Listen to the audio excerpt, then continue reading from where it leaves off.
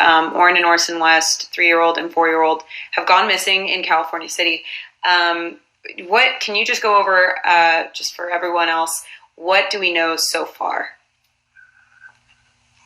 So far, we've collected many pieces of what we think could possibly be evidence. We've questioned multiple people. We've searched multiple places. And we're following up on almost every clue or tip that we get. So at this point, we have nothing that actually shows us or proves to us what happened to the boys or where they're at. But we're still doing our best and going over everything as we possibly can. So there's been no hints as to even a general people who have seen them most recently. Is there one location of where someone last saw them? Well, based on the adopted parents' statements, they were last seen here in Cal City on the 21st of December. As far as anyone else seeing them any particular times, was prior to those dates. So again, we've had clues and tips to people that think they possibly seen them or actually spoke with them, which have not panned out to this point. Yeah. So there's no really way to verify whether someone's telling you the truth if they actually did see these two kids. No, other than follow up on it. And if it leads somewhere, we go, and if it doesn't, then we go on to the next. Could you give me, other than the adoptive parents, where and when was the last time someone outside of those parents saw those kids? Again, we're not sure. Okay. With the people we've talked to, maybe saw them before, way before, days before. We're trying to nail all that down. But after, we haven't been able to come up with anybody who has seen them since.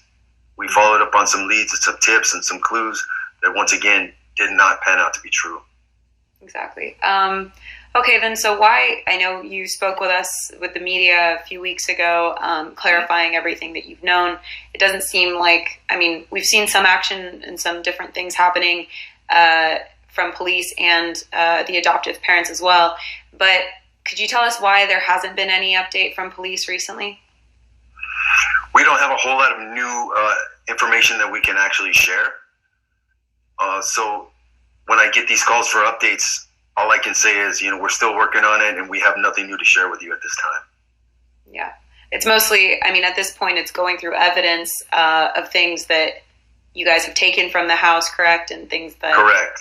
Processing all the evidence, we have, hours of security video from the surrounding neighborhood. We have hours of body cam video that was turned in and downloaded by our officers during the investigation that we're still going through, and hours of interviews that we're still going over. Yeah. Has there been any new, have you gotten back any analysis reports of the evidence that has been from from that house, or is it still being processed? Nothing significant as of yet. Okay. So there isn't, just to clarify, there hasn't been anything really new since the last time we spoke. Nothing big or earth-shattering that I can share at this point. The only, in terms of the investigation, but in terms of outside of that, we know that the adoptive parents are no longer in the house. They moved out kind of right after Christmas, and we don't really know where they've been. But people did see, there was a man that came and boarded up the windows. I know there was some vandalism to the windows of the house by neighbors who are just frustrated with this situation.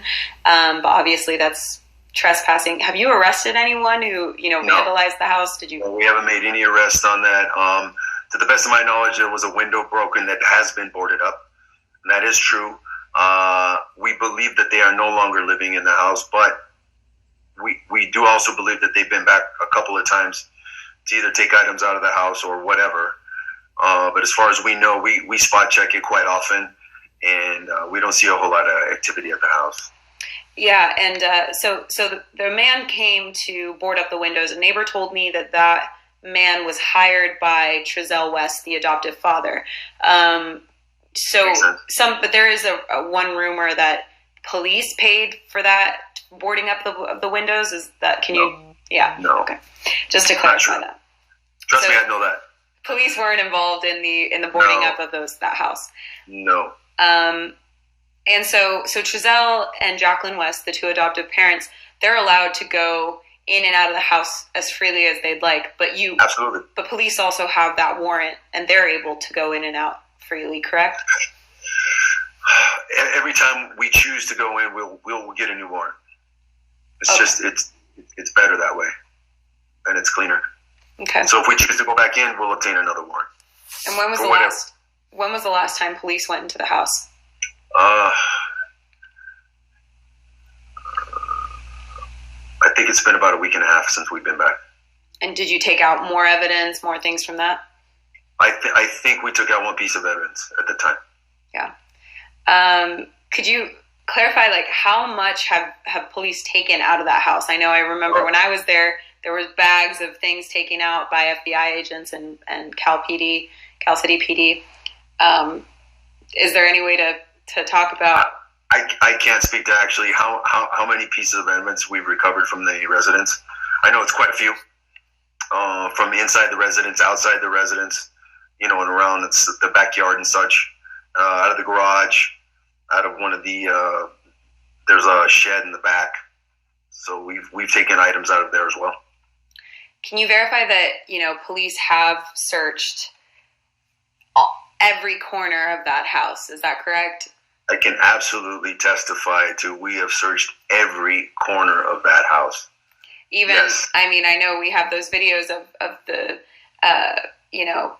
FBI and other agencies working with Cal City PD digging up the backyard of the house.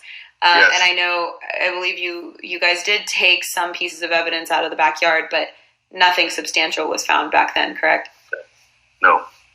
And so something that a lot of people have been asking me, and a lot of people believe that the kids could be, unfortunately, underneath the floorboards of the house, not the backyard, but in the house, underneath the house. Have police looked under there? We've looked everywhere possible in the house we can possibly look. And we brought in search dogs, cadaver dogs. Every dog you can think of has been in that house and has not had any hits anywhere in the house. Okay. But can you verify that you've searched under the floors of the house? We've searched everywhere we can possibly search in that house. Yes. Okay. And I believe the house is on a slab, so it would be pretty hard to get under the slab.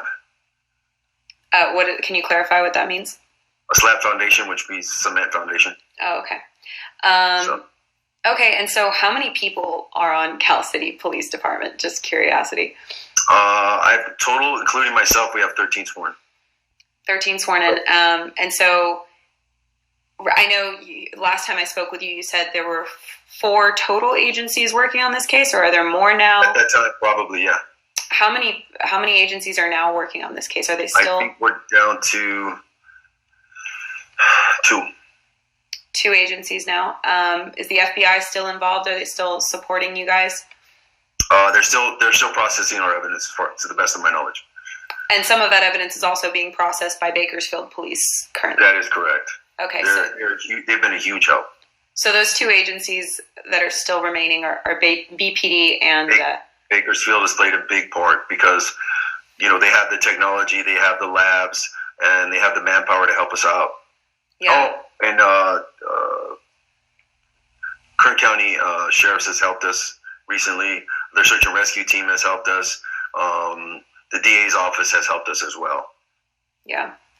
And so currently the FBI and BPD, are they still auxiliary supporters of this case? Or there's been rumors as well that BPD has taken over the case, or is that true?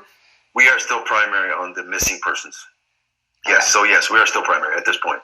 Okay, but they're still supporting you guys and your small police department. Okay. Because not only do I have to keep people on this case, but I also have to run my everyday operation. Yeah, exactly. Okay, and Aside from, we'll get into the rumors. I've already touched on a few, but we'll get into those shortly. I know that there have been some, you mentioned you've been following up on every clue or every investigation or kind of, what's the word, lead that any of the locals or the neighbors have given you. Yes. Could you, I know, have there been a lot of false leads or discoveries from the public? Could you touch on those? I wouldn't say they're false. I would say people have called in what they believe could possibly lead us somewhere, and I appreciate that. I really do. What would help us more is when they do call in, if they could give us more details. You know, I'll get someone call and say, you know, I think I saw the kids and they were by a car. I don't have a license plate. I don't have a description of the person. And again, I am appreciative and grateful for any piece of evidence or information we can get, and we'll do our best to follow up. We still have a long list that we try to knock them out as we go, but the more specifics we have, the easier it is for us to follow up, and there's more credibility to the information that we're receiving. So could you touch on how many you've received? I know... what we do is if those calls come into our dispatch has a tablet that's several pages long in dispatch, and those get forwarded to me on a daily basis, and I do my best to, if I'm not doing the follow-up absolutely myself, doing the legwork myself, I try to delegate that out to one of my officers to do the follow-up. Yeah.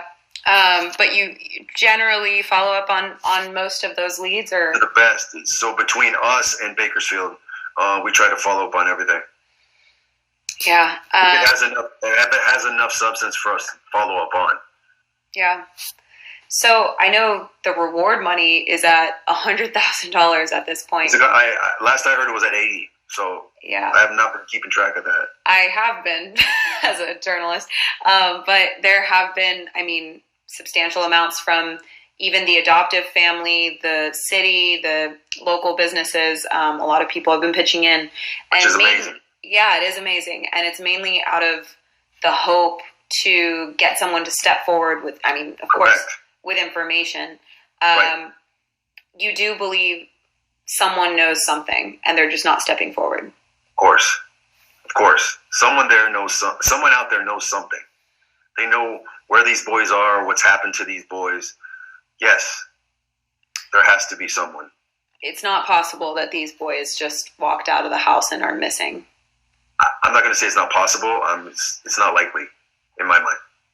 So it had to be, you know, some other person involved, whether, you know, a neighbor or, you know, a family member or something like that.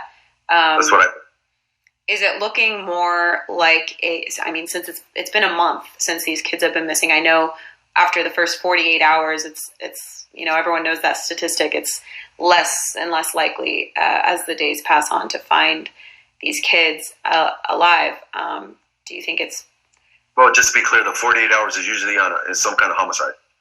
Yeah. If you know, the first 48 hours are the critical, and I understand that. But if these kids are still alive, and there's still hope, then, you know, time, the longer it takes, obviously, the less chance that we're going to find them. But I still have hope, and I still have confidence that we will. Is it looking more like a recovery than it is a search and discovery? Again, I don't want to say that. I want to remain optimistic that they're still alive. Yeah. So how much, or has anyone actually come forward with new information that they think would win them the award money, like anything like that? Yeah, we've had dozens of people come forward with what they believe is good information that hasn't panned out. Okay. But that's fine. I'm not discouraging that. I'm not turning anyone away. I understand that there's private investigators out there. I welcome them. If they want to come and search, please. But the only thing I ask is you don't impede our investigation, and anything you do find, please share with us so we can do our follow-up as well. Yeah, and how much longer until you think that this would be considered a cold case? I don't want to put a time limit on that because we're still actively looking, and we're still actively working the case. So we're not at a point now that we're exhausted or want to give up. So I really don't want to give a timeline on that until we can decide something or come up with, that we've gone and checked everything we can check, and we're just out. Until it gets to that point, and it's not at that point yet, that's when I would say. But in a missing persons, it never ends. Just like a homicide, there's no statute of limitations on a homicide. We'll always continue to look. I've got some cold cases right now that I have someone that works full time trying to solve those cold cases. So we'll never completely give up. So it's one of those 13 sworn-in officers that does work on cold cases specifically? Actually, no. I brought in another crime analyst that is his sole job. He's a retired LA County homicide detective, tons of experience and tons of investigative knowledge. He's an amazing guy, and he's been working on my cases for since I've been here, and I've been here a year now. And he's making progress on a majority of them.